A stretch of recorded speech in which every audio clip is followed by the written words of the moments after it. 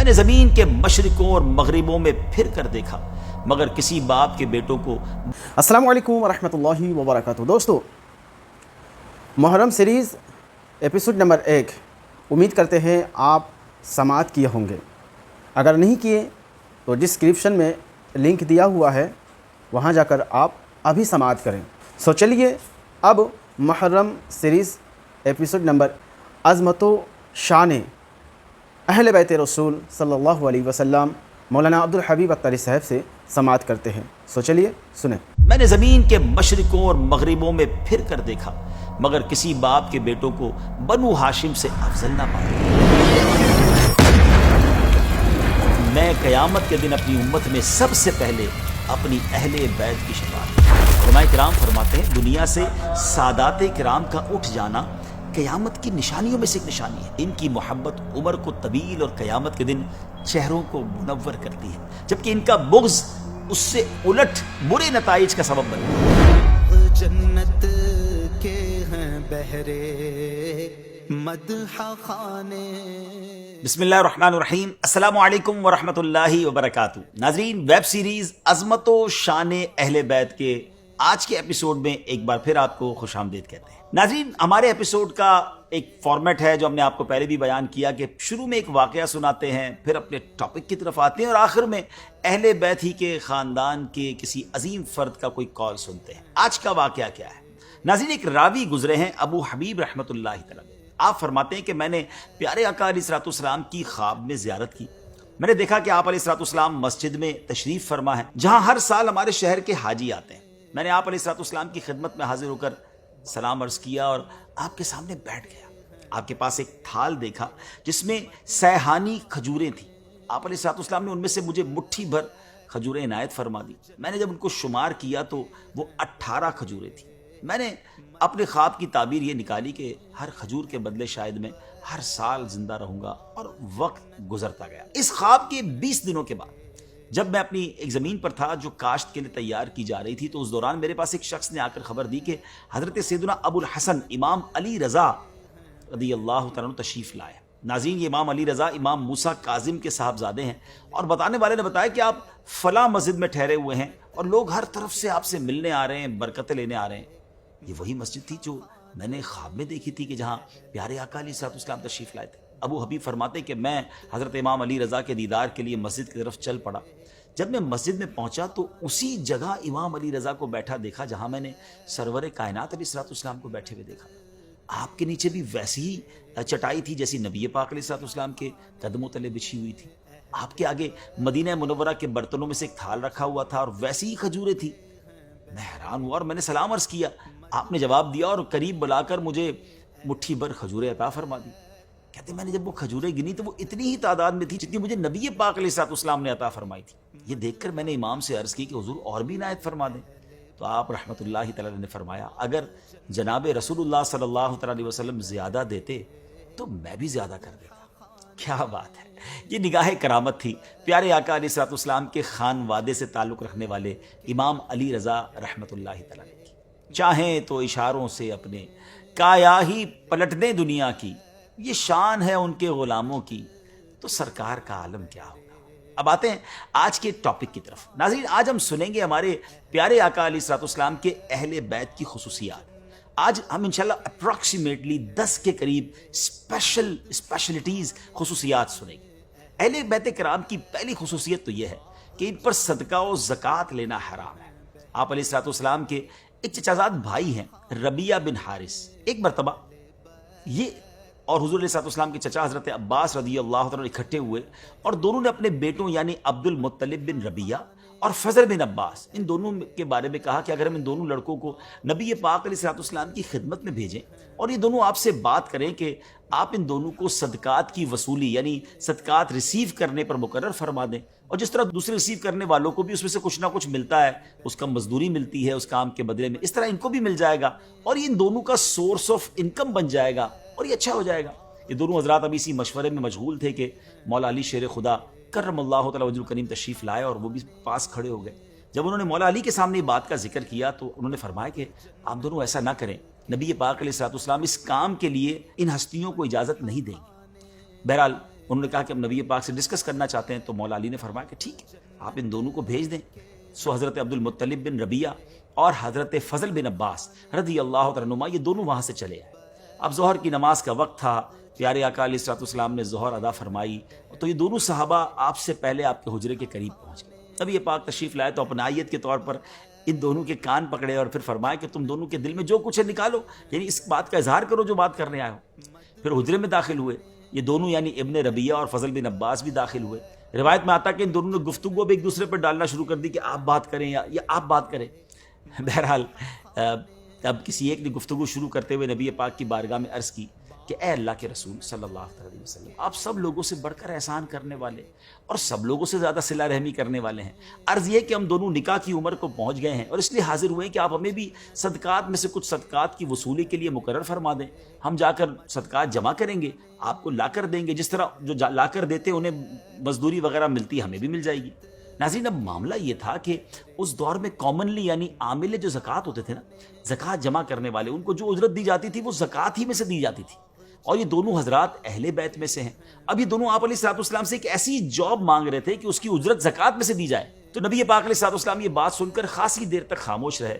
پھر جب یہ حضرات دوبارہ بات اسٹارٹ کرنے لگے تو حضرت زینب رضی اللہ تعالی عنہا نے پردے کے پیچھے سے اشارہ کیا, آپ دونوں ابھی بات نہ کریں. کچھ دیر کے بعد نبی پاک علیہ الصلوۃ والسلام نے فرمایا کہ آل محمد کے لیے صدقہ روا نہیں, یہ تو لوگوں کے مال کا میل کچیل ہے. اس کے بعد نبی پاک علیہ الصلوۃ والسلام نے حضرت محمیہ رضی اللہ تعالیٰ عنہ کو بلایا. حضرت محمیہ خمس یعنی غنیمت کے 5ویں حصے پر مامور تھے. آپ نے انہیں بلایا اور ساتھ حضرت نوفل بن حارث رضی اللہ تعالیٰ عنہ کو بھی بلایا. جب یہ دونوں نبی پاک کی بارگاہ میں آ گئے تو حضرت محمیہ رضی اللہ تعالیٰ عنہ سے کہا کہ فضل بن عباس سے اپنی بیٹی کا نکاح کر دو, اور نوفل بن حارث رضی اللہ تعالیٰ عنہ سے کہا کہ تم ابن ربیہ سے اپنی بیٹی کا نکاح کر دو. پھر آپ علیہ الصلوۃ والسلام نے حضرت محمیہ رضی اللہ تعالیٰ عنہ سے فرمایا خمس میں سے ان دونوں کو اتنا اتنا حق کے مہر ادا کر دو. کیا شان ہے میرے آقا کی کہ مسئلہ بھی حل فرما دیا اور تربیت بھی فرما دی. اس قسم کی اور بھی بہت سی روایت ہیں جو ہمیں بتاتی ہیں کہ اہل بیت کرام ہاشمیوں کے لیے صدقات واجبہ اور زکوٰۃ حرام ہے. پیارے آقا علیہ الصلوۃ والسلام نے فرمایا اے بنو ہاشم, بے شک اللہ تعالیٰ نے تم پر لوگوں کا دھون, ان کے اوساخ یعنی میل حرام فرمائے ہیں, اور تمہارے لیے اس کے بدلے غنیمت کا 5واں حصہ مقرر فرمایا. اہل بیت کی اب دوسری خصوصیت سنتے ہیں, وہ یہ ہے کہ یہ عظیم ہستیاں نسباً تمام لوگوں میں اشرف اور حسباً تمام مخلوق سے افضل ہیں. باپ کی طرف سے رشتوں کا نام نسب کہلاتا ہے اور ماں کی طرف سے حسب. اہل بیت کرام دونوں جہاد سے افضل ہیں. نبی پاک علیہ الصلوۃ والسلام نے فرمایا مجھ سے جبرائیل نے کہا میں نے زمین کے مشارق و مغارب کو چھان مارا, مگر محمد صلی اللہ تعالیٰ علیہ وسلم سے افضل کسی کو نہ پایا. میں نے زمین کے مشرقوں اور مغربوں میں پھر کر دیکھا, مگر کسی باپ کے بیٹوں کو بنو ہاشم سے افضل نہ پایا. ایک مرتبہ پیارے آقا علیہ الصلوۃ والسلام ممبر پر تشریف لائے اور فرمایا میں کون ہوں؟ لوگوں نے کہا آپ اللہ کے رسول ہیں. آپ نے فرمایا میں محمد بن عبداللہ بن عبد المطلب ہوں.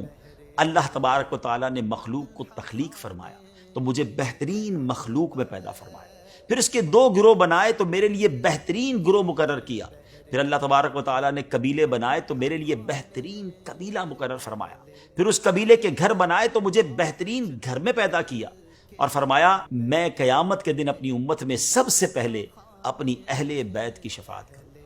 اللہ اکبر, کیا شان ہے اہل بیت کی. اب آئیے تیسری اسپیشلٹی, تیسری خصوصیت یہ ہے اہل بیت کی کہ قیامت کے دن تمام حسب اور نسب منقطع یعنی ختم ہو جائیں گے, مگر آپ علیہ الصلوۃ والسلام کا حسب اور نسب منقطع نہیں ہوگا. آپ علیہ الصلوۃ والسلام نے ایک مرتبہ فرمایا ان لوگوں کو کیا ہو گیا ہے جو یہ کہتے ہیں کہ رسول اللہ علیہ الصلوۃ والسلام کا رشتہ ان کی قوم کو نفع نہیں دے گا. کیوں نہیں, بالکل فائدہ دے گا. اللہ کی قسم بے شک میرا رشتہ دنیا و آخرت میں برقرار رہے گا. چوتھی خصوصیت یہ ہے کہ اہل بیت اس دنیا کے لیے امان ہے. حدیث پاک میں ہے ستارے آسمان والوں کے لیے باعث امن ہیں اور میرے اہل بیت زمین والوں کے لیے باعث امن ہے. ایک روایت میں ہے کہ میرے اہل بیت زمین والوں کے لیے امان ہیں, جب میرے اہل بیت نہ رہیں گے اس وقت زمین والوں پر وہ پریشانیاں, وہ نشانیاں ظاہر ہو جائیں گی جن کا ان سے وعدہ کیا گیا ہے. علماء کرام فرماتے ہیں دنیا سے سادات کرام کا اٹھ جانا قیامت کی نشانیوں میں سے ایک نشانی ہے. یعنی جب دنیا میں کوئی ایک بھی سید زادے موجود نہیں رہیں گے تب قیامت آ جائے گی, اور اس میں حکمت یہ ہے کہ قیامت بدترین لوگوں پر آئے گی جبکہ سادات کرام دنیا کے بہترین لوگ ہیں. اب آتے ہیں پانچویں خصوصیت کی طرف، وہ یہ ہے کہ ان کی محبت فرض ہے، ان کی محبت دین کا حصہ ہے۔ پیارے آقا علیہ الصلوۃ والسلام کے سارے شہزادوں، ساری شہزادیوں سے محبت و عقیدت رکھنا، حسنین کریمین سے لے کر آج تک جتنے سادات کرام ہیں ان سب سے محبت کرنا، ان کا احترام کرنا، اس کی عزت بجا لانا ہم سب پر لازم ہے۔ دلیل وہی آیت مودت ہے، تم فرماؤ میں اس پر یعنی تبلیغ دین پر تم سے کوئی معاوضہ طلب نہیں کرتا مگر قرابت کی محبت۔ علماء کرام فرماتے ہیں رسول پاک علیہ الصلوۃ والسلام کی اہل محبت کی محبت ہم پر واجب ہے، اہل بیت کی محبت ہم پر واجب ہے، اور اس کے کئی اسباب ہیں۔ ایک یہ کہ انہوں نے اسلام قبول کرنے میں سبقت حاصل کی، یہ ان کی بہت بڑی فضیلت ہے۔ دوسرا یہ کہ وہ رسول پاک علیہ الصلوۃ والسلام کے قریبی ہیں، اور یہ امتیاز بہت عظیم ہے۔ تیسرا یہ کہ خود نبی کریم علیہ الصلوۃ والسلام نے ان کی محبت اور تعظیم پر امت کو ابھارا ہے۔ اور چوتھا یہ کہ ان سے محبت در حقیقت رسول پاک علیہ الصلوۃ والسلام سے محبت۔ ناظرین اب آتے ہیں چھٹی خصوصیت کی طرف، وہ یہ ہے کہ ان کی محبت عزت میں اضافے کا سبب بنتی ہے۔ حضرت بشر حافی رحمۃ اللہ تعالی کو خواب میں پیارے آقا علیہ الصلوۃ والسلام کی زیارت ہوئی۔ آپ علیہ الصلوۃ والسلام نے فرمایا اے بشر، کیا تم جانتے ہو کہ اللہ پاک نے تمہیں تمہارے زمانے کے اولیاء سے زیادہ بلند مرتبہ کیوں عطا فرمایا؟ آپ رحمۃ اللہ تعالی نے عرض کی یا رسول اللہ صلی اللہ تعالی علیہ وسلم میں نہیں جانتا۔ تو آپ علیہ الصلوۃ والسلام نے ارشاد فرمایا اس لیے کہ تم میری سنت کی پیروی کرتے ہو، نیک لوگوں کی خدمت کرتے ہو، اپنے مسلمان بھائیوں کی خیر خواہی یعنی انہیں نصیحت کرتے ہو، اور سب سے بڑھ کر اہم بات میرے صحابہ کرام اور میرے اہل بیت اطہار رضی اللہ تعالیٰ عنہم سے محبت کرتے ہو۔ یہی وہ سبب ہے جس نے تمہیں نیک لوگوں کی منازل تک پہنچا دیا ہے۔ ناظرین کرام، اہل بیت کرام کی ساتویں خصوصیت وہ یہ ہے کہ وہ سب سے پہلے جنت میں داخل ہوں گے۔ مولا علی شیر خدا کرم اللہ تعالی وجہ الکریم نے ایک مرتبہ پیارے آقا علیہ الصلوۃ والسلام سے شکایت کی کہ لوگ مجھ سے حسد کرتے ہیں، تو آپ نے مولا علی سے فرمایا اے علی، کیا تو اس پر خوش نہیں کہ جنت میں سب سے پہلے 4 افراد میں، آپ اور حسن و حسین داخل ہوں گے، جبکہ ہماری ازواج ہمارے دائیں بائیں اور ہماری اولاد ہماری ازواج کے پیچھے ہوگی۔ اللہ اکبر، کیسا خوبصورت کاروان ہوگا۔ اللہ اہل بیت کے صدقے ہمیں بھی ان کے پیچھے پیچھے جنت میں داخلہ نصیب فرمائے۔ 8ویں خصوصیت یہ ہے کہ اہل بیت آپ علیہ الصلوۃ والسلام کی صاحبزادی سیدہ فاطمہ رضی اللہ تعالیٰ عنہا کی اولاد ہونے کے باوجود نبی پاک علیہ الصلوۃ والسلام کے بیٹے شمار ہوتے ہیں۔ پیارے آقا علیہ الصلوۃ والسلام نے فرمایا اللہ تبارک و تعالیٰ نے ہر نبی کی ذریت اس کی صلب سے جاری فرمائی، اور میری ذریت علی کی صلب سے چلے گی۔ سبحان اللہ، کیا بات ہے مولا علی کی۔ اور نبی خصوصیت یہ ہے کہ جو شخص ان سے اچھا سلوک کرے گا آپ علیہ الصلوۃ والسلام قیامت کے دن اسے اس کا بدلہ دیں گے۔ آپ علیہ الصلوۃ والسلام کا فرمان ہے جو شخص میرے وسیلے کا طالب ہے اور اس کی خواہش ہے کہ قیامت کے دن میری شفاعت کے حصول کے لیے مجھ سے اچھا سلوک کرے تو وہ میرے اہل بیت سے صلہ رحمی کرے اور انہیں خوش کرے۔ 10ویں خصوصیت یہ ہے کہ ان کی محبت عمر کو طویل اور قیامت کے دن چہروں کو منور کرتی ہے، جبکہ ان کا بغض اس سے الٹ برے نتائج کا سبب بنتا ہے۔ آپ علیہ الصلوۃ والسلام نے فرمایا جس کی خواہش ہے کہ اس کی موت میں تاخیر ہو جائے اور وہ خدا تعالیٰ کی نعمتوں سے لطف اندوز ہو، اسے چاہیے کہ وہ میرے بعد میری اہل بیت سے اچھا سلوک کرے۔ جو شخص میری آل سے اچھا سلوک نہیں کرے گا اس کی عمر کٹ جائے گی اور وہ قیامت کے دن ہمارے سامنے بدنما ہو کر آئے گا۔ اللہ اکبر۔ ناظرین، یہ 10 خصوصیات ہم نے اہل بیت کرام کے بارے میں سنی۔ اللہ کریم ہمیں اہل بیت کی سے سچی غلامی نصیب فرمائے، ان سے سچی محبت نصیب فرمائے۔ دیکھیں آج وہ عظیم ہستیاں تو ہمارے درمیان نہیں ہیں، مگر آل رسول آج بھی تو ہمارے درمیان ہے نا۔ ہمارے آس پاس ہمارے قریب سید صاحبان ہوتے ہیں، کچھ نہ کچھ ان کی خدمت کیجیے، ان کی دعائیں لیجیے۔ ہمیں کسی سید زادے کی اگر خدمت کا موقع ملتا ہے تو یہ انشاءاللہ نبی پاک کی رضا کا باعث ہوگا۔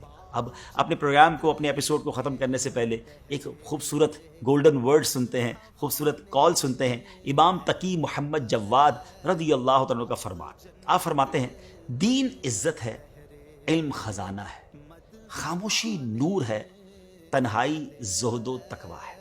بدعت جیسی کوئی چیز دین کو نقصان دینے والی نہیں، اور نہ ہی طمع اور حرص جیسی کوئی چیز انسان کو خراب کرنے والی ہے۔ راعی کے ساتھ رعیت کی اصلاح ہوتی ہے، دعا سے مصیبت دور ہوتی ہے۔ جس شخص نے صبر کو سواری بنایا وہ نصرت کے میدان میں پہنچ گیا، جس نے تقویٰ کے درخت لگائے وہ امیدوں کے پھل چنے گا۔ کیا بات ہے، کچھ ہی جملوں میں کیا کچھ عطا فرمایا۔ اللہ مجھے اور آپ کو اس سے پھول چن کر اپنے دل کے گلدستے میں سجانے کی توفیق عطا فرمائے، اور اللہ کرے کہ ہم بھی اہل بیت کے نقش قدم پر زندگی گزاریں۔ اپنی دعاؤں میں یاد رکھیے گا، اگلے ایپیسوڈ میں پھر ملاقات ہوگی۔ صلو علی الحبیب صلی اللہ تعالی علی محمد صلی اللہ علیہ وسلم۔ دوستو آپ نے محرم سیریز ایپیسوڈ نمبر 2 کو سماعت کیے.